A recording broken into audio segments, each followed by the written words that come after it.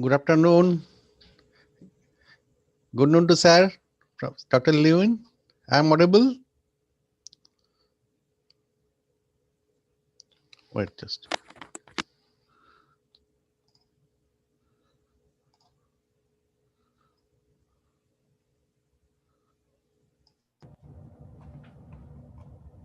Okay, sir. Now audible. Good afternoon, sir.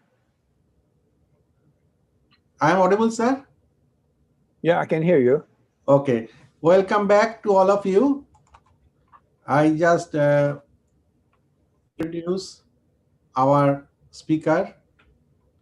As all of you know, our next speaker is Dr. Luino S. Thompson.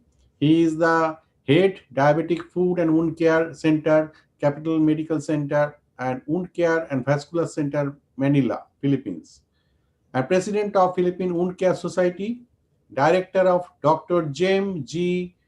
D. Wound Healing and Diabetic Food Center in Philippines. Dr. Louis No is a general surgeon from the and have 17 years in this field. And Dr. Luino Thompson practices at Capital Medical Center, is Queen Jo City St. Louis Medical Center, Medical Arts Building, and also he completed clinical epidemiology from University of East Ramon Magsaysay Memorial Medical Center in 2009, and postgraduate diploma in diabetology from Institute of Studies on Diabetes Foundation in 2003. He is a member of Philippine Board of Surgery and Philippine College of Surgeons. Some of his services provided by the doctors are kidney transplant, liver transplant, blood transfusion, bone marrow transplant, and reconstructive microvascular surgery, etc. So, with this small note, I would now request Dr. Luino, sir, kindly share your screen and the stage is yours, sir. Good afternoon. Can you see my screen? Yes, sir. And The can you hear me well? Participant, all okay? Okay. So good day. I would like to take this opportunity to thank the organizer, the Lincoln University College, and Dr. Harry for inviting me as one of your speakers. So this will be the outline of my talk. We're going to talk about the effect of COVID pandemic in wound care, and then what is the new setup in the operating room, the use of telemedicine in wound care, how we triage our patient, and our experience and the use of adjunctive treatment. This is the timeline of COVID-19 pandemic in the Philippines, when the first case of the disease from a foreigner was confirmed. The fourth and fifth cases of COVID were both Filipino citizens, making them the first and second cases of local transmission in the country.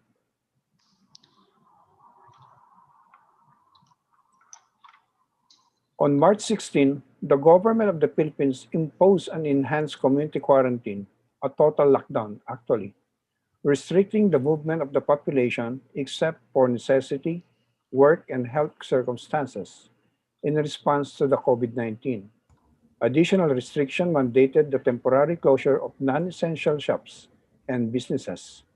Sir, Yes? a little louder, sir, can? Okay, I will. In the healthcare system, COVID-19, can you hear me now? Okay, sir. In the healthcare system, COVID-19 became a game changer in terms of priority of patients' management. Non-COVID patients were put to sideline.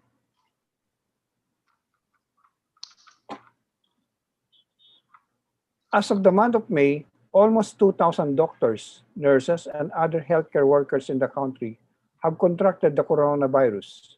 It is sad to note some of the fatalities are friends and colleagues. These are the picture of some of our fallen heroes. The Philippines is an outlier as per healthcare worker to be affected by the COVID-19. The high infection rate among the healthcare workers in the Philippines, according to the WHO, is either due to the shortage of personal protective gear, its improper use, or it's due to the number of cases overwhelming the healthcare system. Although COVID-19 is mild in most cases, the elderly and those with underlying comorbid condition can have some severe complications. In many cases, these are the wound care patients. The three most common underlying conditions that are at greater risk are diabetes mellitus, hypertension, and vascular disease. The government have urged and regulate that all non-essential care to be treated remotely from the hospital to prepare for the expected influx of infected patients. As a result, services and surgeries that are deemed non-essential are being shut down immediately. Hospital outpatient-based wound care department have been placed in the non-essential group. The pandemic turned the healthcare upside down, shattering the wound care supply chain in the process. Non-healing wounds left untreated and managed that result in significant medical issues including infection, sepsis, the need for limb amputation, and even death. In order to keep patients safer at home, the wound centers and hospitals have taken steps to promote the delivery of more medical care in the home setting.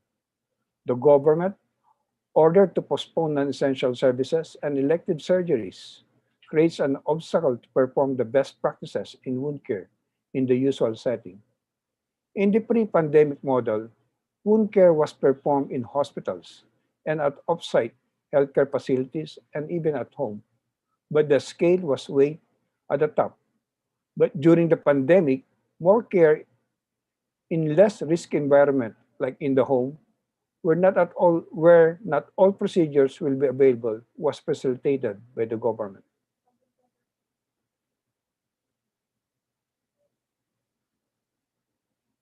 During the pandemic, the typical wound care paradigm had been affected. There was a shift of care from healing at all costs and with a face-to-face consultation to prevention of hospitalization and utilization of services. In pre-pandemic goal, for most patients with wounds was healing at any cost. If a procedure or hospitalization could be performed to improve the likelihood or speed of healing, it was done. However, since the pandemic is shifting the site of wound care and reducing the access to best practices, the goal also changed. During the pandemic, the major goal of wound care will be management of the wound in order to prevent serious wound complication and hospitalization. Avoiding procedures and hospitalization reduces the COVID-19 exposure risk to wound patient. Understandably, without access to some advanced diagnostic and procedures, there was a notable effect on the expected outcome.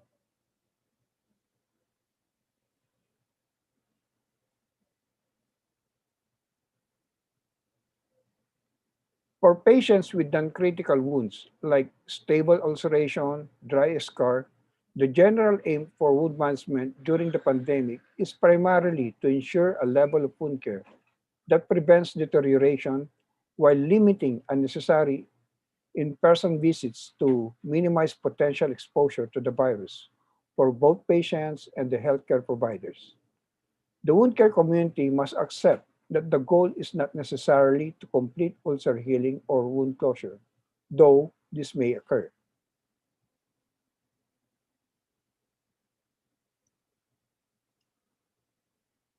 Under treatment were noticed as patients foregoing in fear of catching the virus.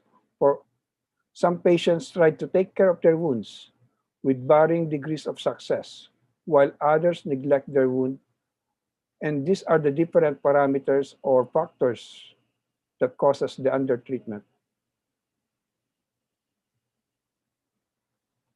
The standard of care developed for wound care clinics was changed. It is important to increase the clinical efficiency of the system to minimize transmission of the virus to the healthcare worker and to the patients. Staggered scheduling, restriction of visitors, pre-visit phone calls for triaging, and the use of algorithm help us to stratify those patients at the highest risk. for hospitalization, emergency visits, and non-healing. In addition, a more liberal adoption of telemedicine become an important resources in our treatment options. Before embarking to use telemedicine, the following is a guide to help us clinicians who are considering using telehealth as an alternative service to augment the care of our patients with wounds during this pandemic. The guide is designed to support clinicians to consider key diabetic foot disease elements or wounds to determine the suitability, preparation, consultation, and documentation needed to help ensure an effective telehealth consultation. In determining the suitability for a telehealth consultation, we must confirm the limb or a life-threatening status and if it is appropriate for telehealth. Patients or the caregiver have willingness to provide informed verbal or written consent, and the patient have an access to appropriate hardware or software required to undertake a telehealth consultation. It's very important to ask your patient if they can take a close-up shot of the ulcer, a midway shot, about 4 to 6 centimeters of healthy skin surrounding the ulcer, a distant shot capturing the entire foot, or opposite midway shot capturing the opposite side of the foot or the wound. And of course, we need a good lighting with a plus to minimize any shadows. If the patient can answer yes to all, then the patient is suitable for a telehealth consultation. It is important to set agreed telehealth rules with your patient or client. We have to check all personal details provided and confirm images provided for the consultation by the patients or client are correct. We have to discuss at-home assistance available for the consultation. And then we have to view the wound and ask your patient the following. We have to remove the dressing so that you can see both the dressing and its quality, the dressing in contact with the ulcer, and the characteristic of the ulcer. We have to ask about any recent changes to the ulcer, including redness, swelling, pain, discharge, leakage, odor, even the increase of blood sugar, and difficulty with dressing changes. And we have to show also how to apply this dressing and self-care routine for the wound, then provide a tips if it is applicable. And if we're going to prescribe an offloading devices, we have to demonstrate how to use it. While assessing foot deformities or the wound via telehealth is clearly not optimal care, in times of pandemic, this is a valid alternative. These are the changes in the setup, in the OR, in the infrastructure, and the doctor's flow. The hospital strategies to manage the space, the staff, and supplies so that optimum care is provided to patient.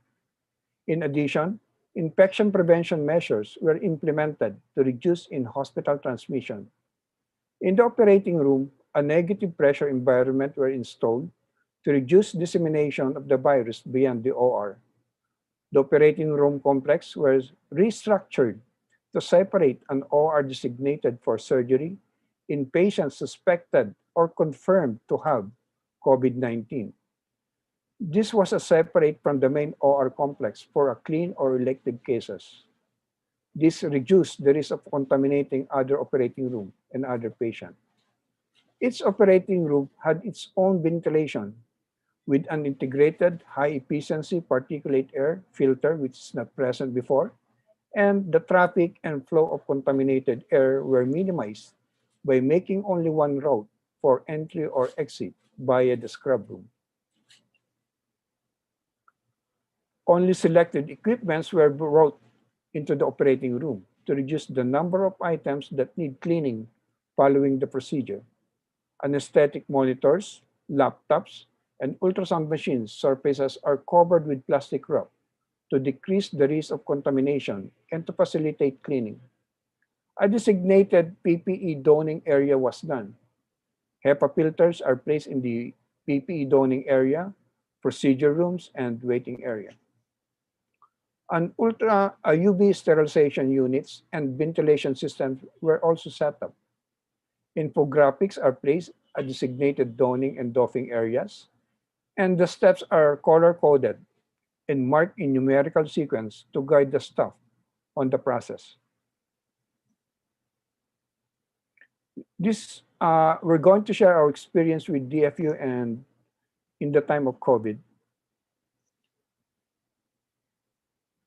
If you cannot see your patient regularly, it is most important that your treatment does no harm. Use simple non-adherent dressing that patient or their carer can use without the need for specialist equipment or experienced clinician. We ensure the patients or carer can continue to monitor the patient's ulcer and feed for infection or other signs of deterioration. In addition, we make sure that the patient knows who to contact and where to go if their ulcer becomes infected or deteriorates. So this is our experience. This is the general algorithm we followed in our patients. Safe diagnosis and advancement of all diabetic foot ulcer or wound first required the exclusion of COVID. Initially, we do a pre-telephone triaging, the telephone interview, and when the patients arrive in the hospital, the patient will pass to the hospital triage to further evaluate if the patient is COVID or non-COVID. A preliminary screening for COVID-19 involves clinical symptoms, outpatient laboratory testing, and nasopharyngeal swabbing for nucleic acid examination, combined with lung imaging. If the findings are negative, for these screening assays, patients are not suspected to have COVID-19 at the time of screening.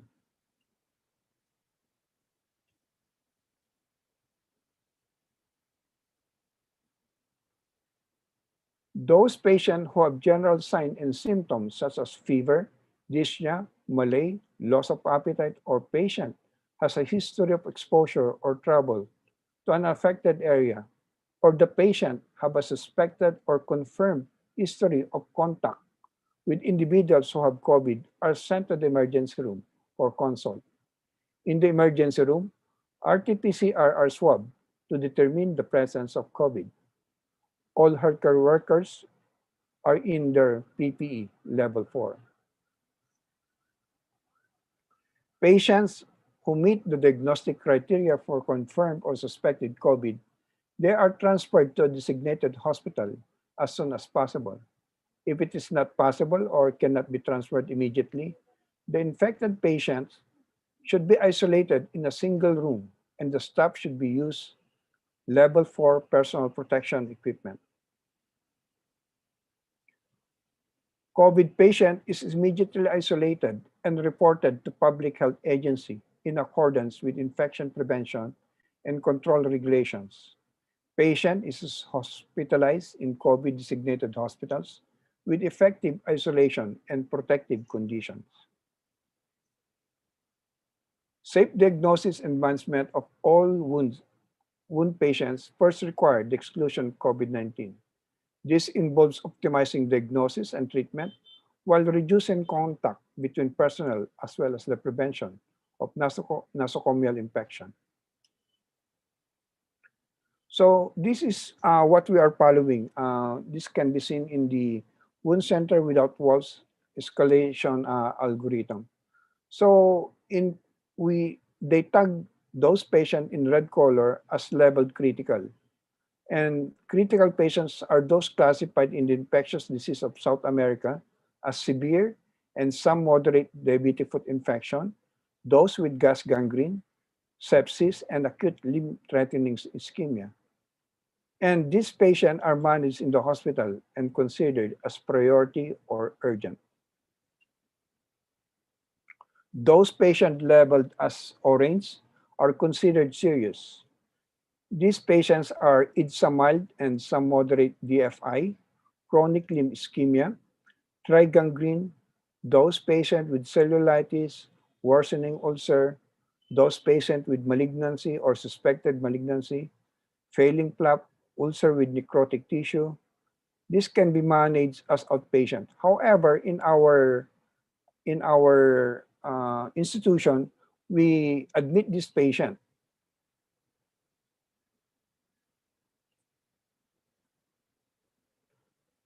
Those patients who are considered guarded are tagged as yellow, and these are patients who have improving foot ulcer, bleeding ulcer, highly exudative ulcer, or cellulitis less than 2 centimeters.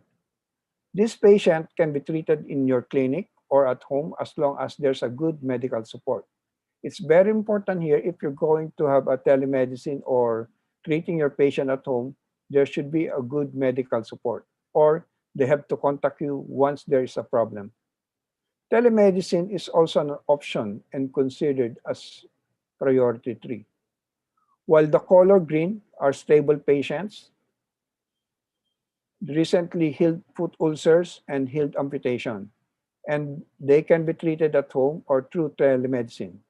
And these are the priority 4.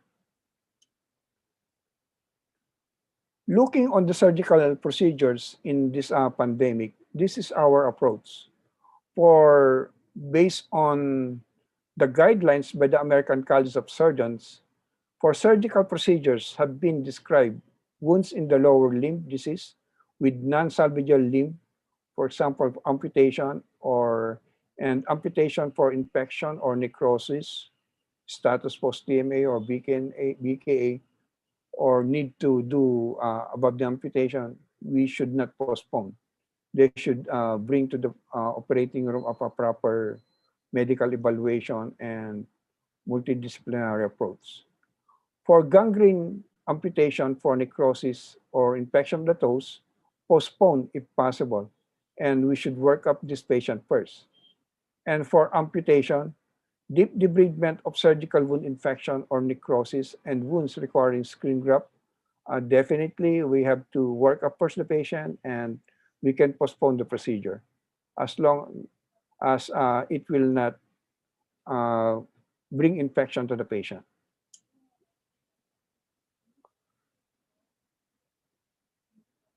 For venous, procedures for ulceration secondary to venous disease, consider postponing the procedure while for acute limb ischemia and limb ischemia, progressive tissue loss, wet gangrene, ascending cellulitis.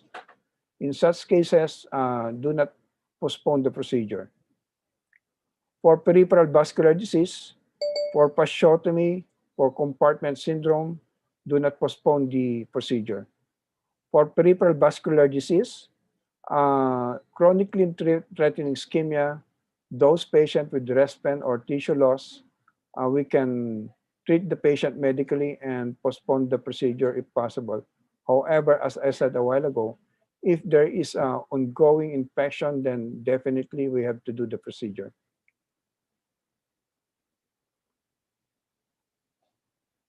After a careful evaluation of the patient, it is recommended that other surgical methods be delayed until COVID-19 symptoms have disappeared or improved, depending on the specific circumstances of the patient. After a multidisciplinary consultation, if a patient suspected or confirmed COVID and requires urgent surgery, the operation must proceed under strict protective conditions. Patients with normal breathing can tolerate more extensive operation. The severity of pneumonia needs to be considered when selecting from among the other option treatment for patients with diabetic foot ulcer or chronic wounds. Simple, rapid, safe, and effective treatment methods should be used as a guide to surgical approach. A conservative and interventional treatment such as debridement or local decompression has a low likelihood of contamination should be considered. Amputation involves greater trauma and a longer procedure, so it needs to be planned carefully. During the management of DFU, it is mandatory to observe effective protection protocol Medical care, healthcare workers, and patient safety is an essential. Objective to avoid transmission of COVID. A multidisciplinary team is a must, and elective surgery should be momentarily postponed. In patients who require limited surgery, operations can be delayed, as such delay do not alter the condition or its management. For patients who require emergency surgery, the normal surgical procedure can be followed when COVID-19 or the surgical team wear level 4 PPE.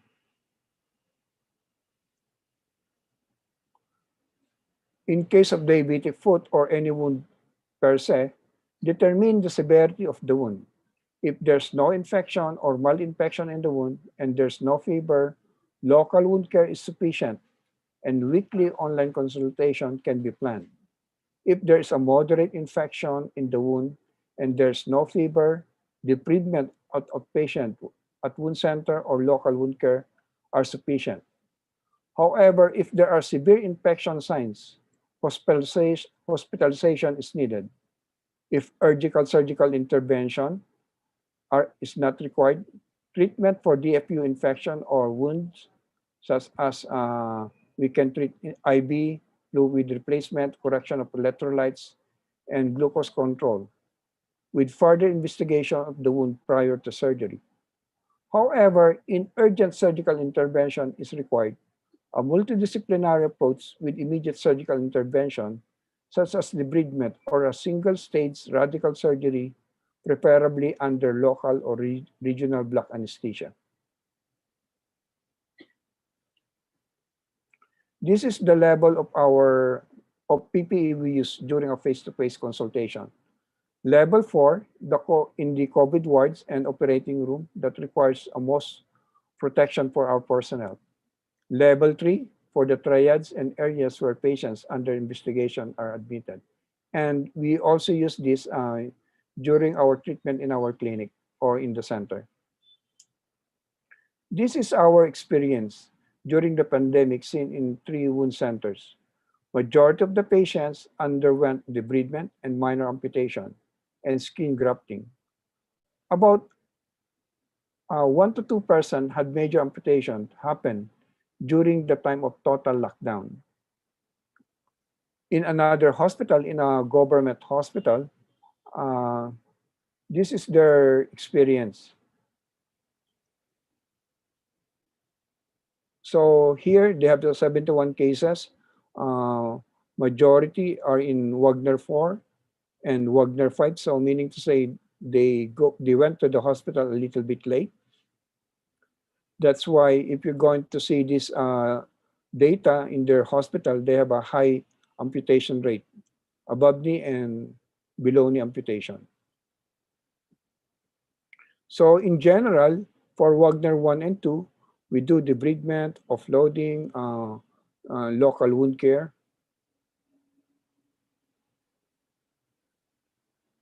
For Wagner grade 4, a limited amputation if possible, or midfoot amputation were done.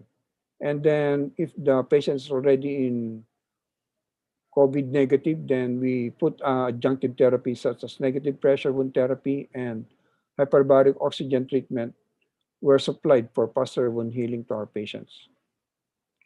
For those DFU with grade 5, a major amputation either below knee or above the amputation was done, depending on the extent of infection, the vascular supply, physical activity, and other factors. For Wagner grade 3, it really depends if you're going to do major amputation or limb salvage procedure.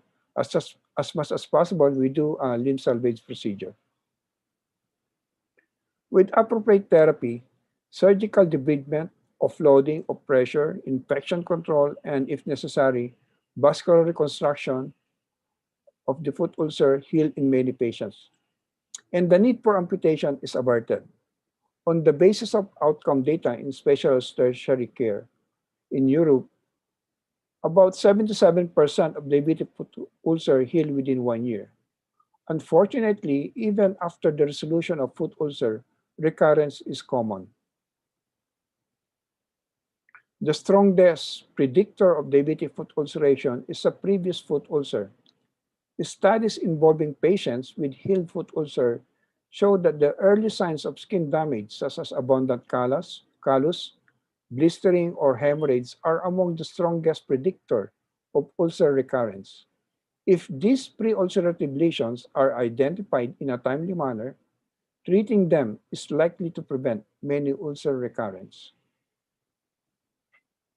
The International Working Group on Diabetic Foot systematically reviewed the medical literature on intervention for the prevention of ulcer recurrence.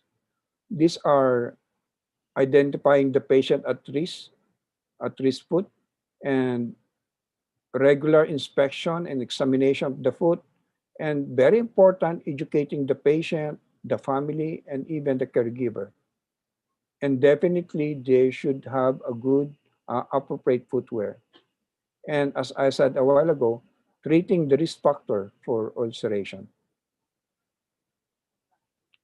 A paradigm shift from stratified healthcare to personalized medicine in diabetic foot disease. In the International Working Group on Diabetic Foot, a stratified healthcare, a person would be screened for the 5 irreversible risk factors that determine someone's risk status, and all guidelines recommendation on education, footwear, and risk factor treatment that are given for the risk stratum of, and the risk stratum were applied. On the other hand, in personal medicine, a specific recommendation on education, footwear, and risk factor treatment are applicable to individual patients, depending on the individual assessment of multiple modifiable risk factors, such as biomechanical and behavioral, behavioral and personalized treatment plans.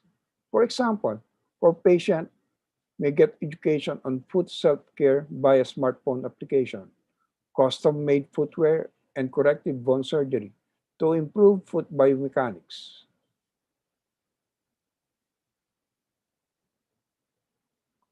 The standard of practice in DFU management and even in wound care includes surgical debridement, dressings to facilitate a moist wound environment and exudate control, wound offloading, vascular assessment, and infection and glycemic control. These practices are best coordinated by a multidisciplinary diabetic foot wound team or wound team. The current gold standard of care for diabetic foot ulcers involves pressure relief, debridement, infection management, and revascularization. Even with this comprehensive approach, there's still room for improvement in DFU outcomes or those patients with chronic wound. Current standard of care alone may not be sufficient to prevent and treat DFU. Several adjunctive therapy were developed to reduce DFU healing time and amputation rates. The adjuvant therapies include oxygen therapies, negative pressure wound therapy, cellular bioproducts, human growth factor, energy-based therapies, and others. Many of these agents have been found to be beneficial in improving wound healing rates, although a large proportion of the data are small, randomized controlled trials with high risk of bias. Using the Scottish Intercollegiate Guideline Network, we will review the rationale and guidelines for current standard of care practices and review the evidences for the efficiency of adjuvant agents. Many of these agents have been found to be beneficial in improving the healing rate, although a large proportion of the data are small. The 3 important principles of diabetic foot ulcer or wound care management continue to be the basis of modern day care as are sharp debridement, offloading, and diabetic foot education. Building on these principles, the pillars of treatment today include the following: local wound care with surgical debridement, dressing promoting a moist wound environment, wound offloading, and vascular assessment. With the changing characteristic of the wound as they improve, no single agent is ideal for all situations, but there are situations where a particular agent might be appropriate. Our review of 2016 Cochrane found there's no difference in healing time between other synthetic active dressing and traditional dressings, including wet to dry saline, moistened gauze, vaselinized gauze, and hydrofiber.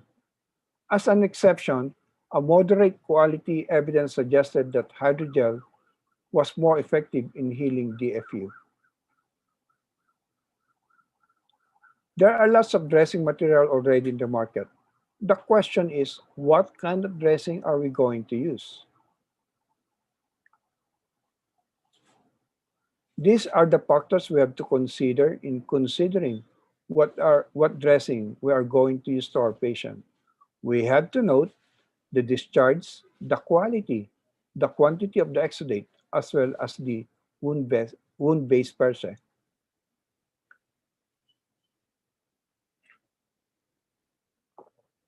Diabetic foot ulcer and wounds are heterogeneous, so there's no single dressing is ideal for all wound types. It is generally agreed that the goal of a dressing should be to create a moist environment that promotes granulation, autolytic processes, angiogenesis, and more rapid migration of epidermal cells across the wound base. The selected dressing should also be appropriate to manage excess exudate. A wide range of dressing types is available, and several are currently being studied. Oxygen is vital to the wound healing process, as it is involved in cell proliferation, collagen synthesis, reepithelialization, and defense against bacteria. Many patients with DFU have impaired oxygenation to wounded areas, especially in the setting of vascular disease. Therapeutic strategies to correct this include local delivery of oxygen to the wound and systemic oxygen administration. Uh, After my talk, Harry will reiterate the use of local delivery of oxygen. The oxygen tensions of 30 to 40 millimeter mercury are required for biomechanical processes in fibroblasts, angioblasts, keratinocytes, and white cells to continue and complete the wound healing process.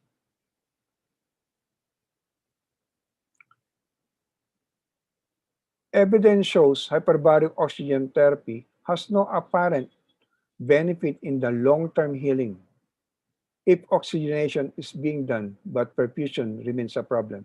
So meaning to say, uh, it's very important also to do revascularization or reperfusion to our CLI or acute limb ischemia.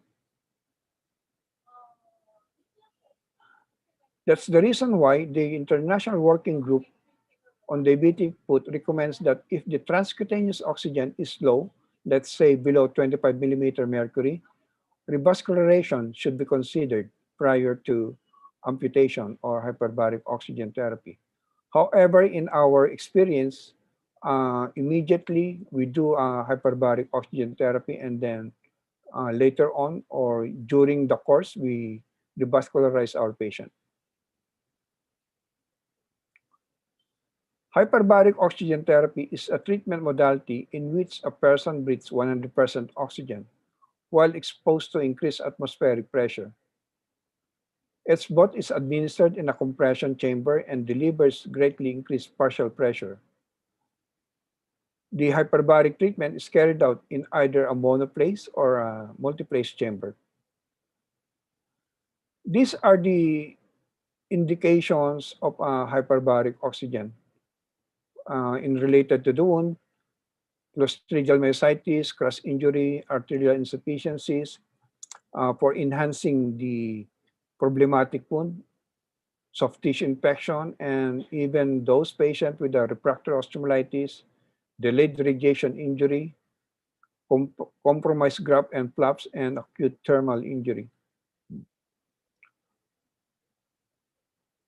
The National Guideline Clearinghouse Agency for Healthcare Research and Quality, in patients with Wagner grade 2 or lower diabetic foot ulcer, the agency says clinicians should avoid using hyperbaric oxygen therapy because it will be useless. However, in those patients with grade 3, after standard of care, after 30 days, they include or suggest hyperbaric oxygen therapy. However, in our institution, what we're doing is that after surgery, we immediately put the patient to hyperbaric therapy, as discussed here also. In patients with Wagner grade 3 or higher DFU in grade 4 who have just had a surgical debridement of an infected foot, let's say partial toe or reamputation, debridement of ulcer with underlying bursa, cicatrix or bone, foot amputation, incision and drainage of deep abscesses, or even for treatment for necrotizing soft tissue infection, we are doing, and the committee suggests adding acute postoperative hyperbaric oxygen to the standard of care to reduce the risk of incomplete healing and major amputation.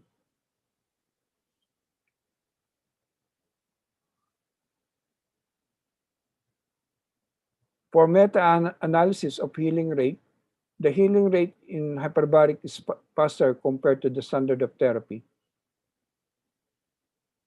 And even the amputation rate, it has a lower amputation rate. For those patients who has wound, secretion-producing wounds are those that generate discharges beyond the normal tissue moisturization of a healthy wound base. Among the intervention for managing secretion-producing wound is negative pressure wound therapy.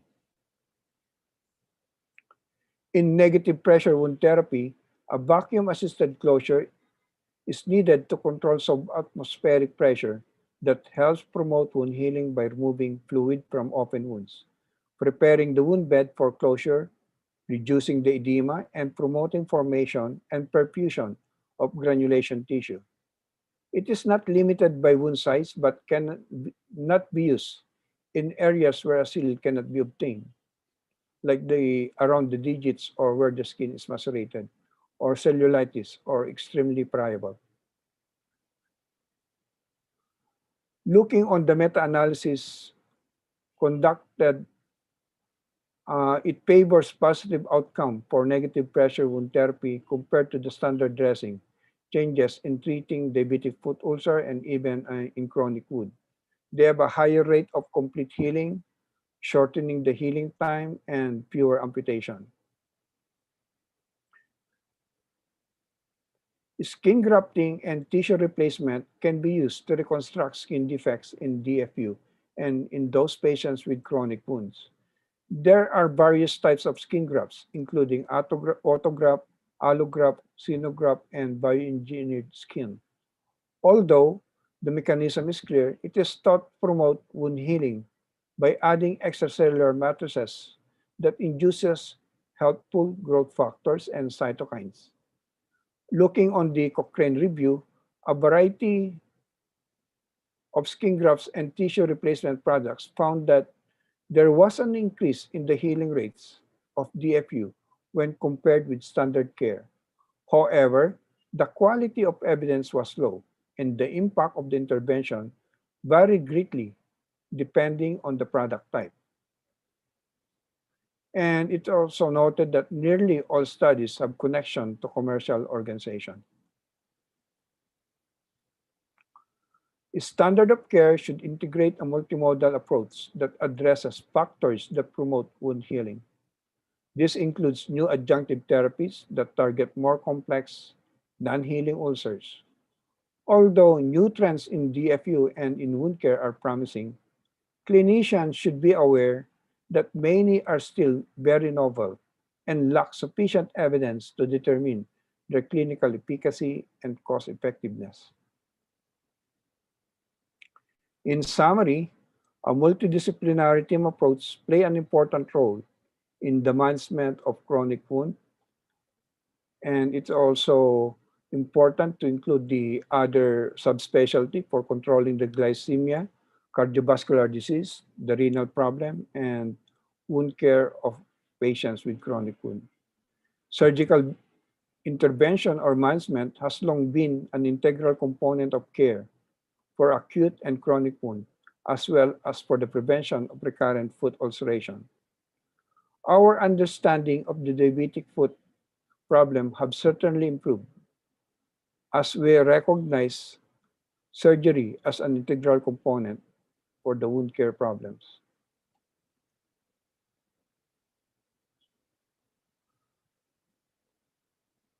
Adjunctive therapy can help the standard of care for managing diabetic foot and, of course, chronic wound in lowering amputation and rehospitalization rate. In making rational decision, we should use the five elements, namely clinical judgment, mechanism of action, the laboratory studies, need for other treatment options, and evidence-based clinical reports. The criteria for choosing a wound dressing or adjunctive treatment will depend on the adaptability, availability, cost, effectiveness, and versatility of the wound dressing or adjunctive treatment. For that, thank you very much for your kind attention.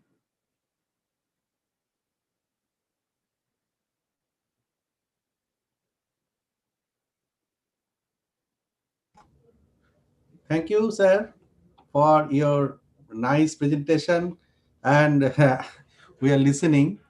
Just before everybody asks any question, I want to ask some questions from my side. Sir, as I understand, Wagner classification is a wound care grade.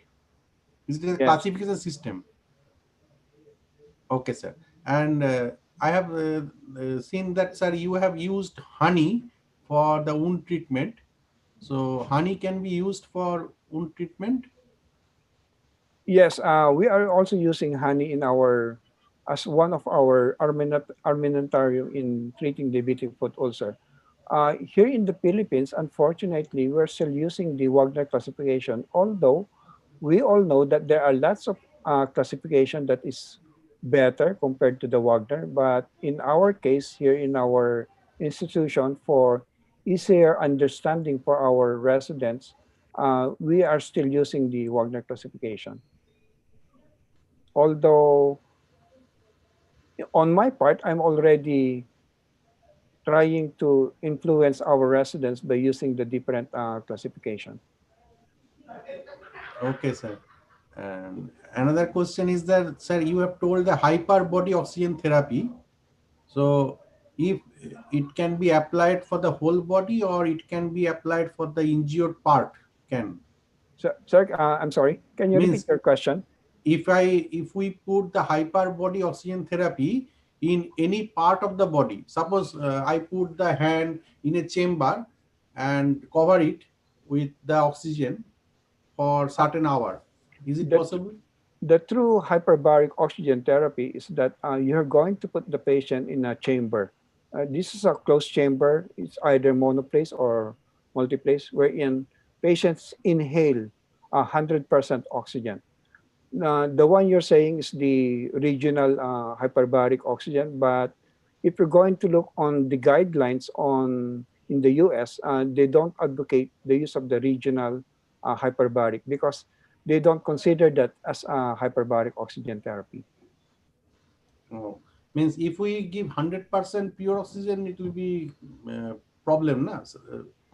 For means respiratory problem. We, Yes, there are precautions before putting the patients to hyperbaric oxygen therapy, such as initially, we have to evaluate the cardiopulmonary. So if there are bloods or there's a presence of high tension, the patient will be at risk to develop pneumothorax. So it's very important to evaluate first the patient. And also those patients who has low ejection fraction, you should not put the patient to the hyperbaric because it will cause heart failure. okay, sir. Thank you. Anybody, any question? I think Dr. Maniam using maggots for wound cleaning. Yes. Uh, I can answer that, although Dr. Harry is the father or grandfather of maggot therapy. I think he's more in position to answer that question. So Harry, I hope you can address that later on. Yes, sir. Lecture is there after Yeah, will do. lunch. Yes. Any more question? Otherwise, I will call for our Professor Hamui to close. Any participant? I think no questions, sir. So I would now like to invite our Deputy Dean, Professor Walid Hamui. He is a very senior professor from, actually, basically his MD degree from Syria and after that he got FRCS from Edinburgh from 1991. More than five, means 2005, he is a professor and deputy dean in Lincoln University College, our clinical campus. So I would like to invite Professor Hamui to give his closing note. Prof, Uh, the thank you, Dr. Sandipura. Thank you, Mr. Speaker, Dr. Lewin Thompson, for an excellent overview of the management of diabetic foot ulcer. I am sure the audience have learned a lot, and you went in a very thorough way about the problems of management of diabetic foot and diabetic foot ulcer in general. And it was so nice that you highlighted the effects of the COVID on the care for those patients. I would personally like to know whether the COVID has actually, caused an increased rate of amputation due to disseminated thrombosis or made treatable problems untreatable to you. There are studies sir, that the COVID actually affect the inflammatory response of the patient. And one of the reason of high amputation in the other hospital because the patient during the lockdown, the patient cannot go to the hospital. So they come to us, they went to the other hospital a little bit late. So that's the reason why in the other hospital, they have a high amputation rate. So I think that's one of the effect of COVID pandemic in our country. But in general, the inflammatory reaction also being affected by this COVID-2 diabetic patients. Yeah. The reason I asked you this question, in fact, because we know that part of the pathogenesis of COVID and the clinical course for those who uh, get admitted to the intensive care, uh, we they suffer from thrombosis in their lungs. And I was, wondering whether the same will happen with those diabetic patients who already have a vascular insufficiency and chronic, vascular changes, whether they suffer from a disseminated thrombosis that can contribute to the increased rate of amputation. Have you observed anything apart from the delay in treatment? Yes, sir. Unfortunately, because sometimes we schedule, let's say, mid-foot amputation, possible BKA, possible above knee amputation in our consent, in our informed consent. Because as much as we can, we should do a limb salvage procedure. However, when we do a mid-foot amputation, even below knee amputation, we can see that the vessels are thrombosed. The thrombosis is different from atherosclerosis. When you cut the tissue, you can see the vessels are thrombosis, not like the peripheral arterial disease. The quality is different. So I think yes, sir. Yeah. I think that is something later on will be observed more, and somebody's going to write about it. Definitely, it's part of the COVID effects on the diabetic patients and those patients with peripheral arterial disease. Yeah. So that would make the amputation goes to a higher level. Thank you very much for answering my question. I would also like to extend the time, since we finished earlier than our schedule, if anyone of the audience would like to uh, ask any questions. And by the way, sir, one of the reason why they have a high amputation rate in the other hospital is that uh, they want a single surgery, because in limb salvage procedure there are lots of procedures to be done. That's true. Let's say minor debridement, midfoot amputation, revascularization. Before we do that, however, during the initial phase of the COVID-19, we cannot do that because number one, we don't want to expose our healthcare worker to the COVID-19. At the same time, patients are toxic. And secondly, as I said a while ago, there are lots of doctors and nurses during the initial pandemic time were affected with COVID. That's the reason why we limit our surgery. So in such cases, instead of doing a limb salvage procedure, they immediately do a major amputation. Absolutely right. Yeah. I think that is the part of the effects of the epidemic. It affected many other diseases and made us to take a decision of one step, treatment or one definitive treatment rather than, a staged assessment and treatment. Thank you very much, Dr. Lewin. Thank you Uh, very much, sir. Thank you.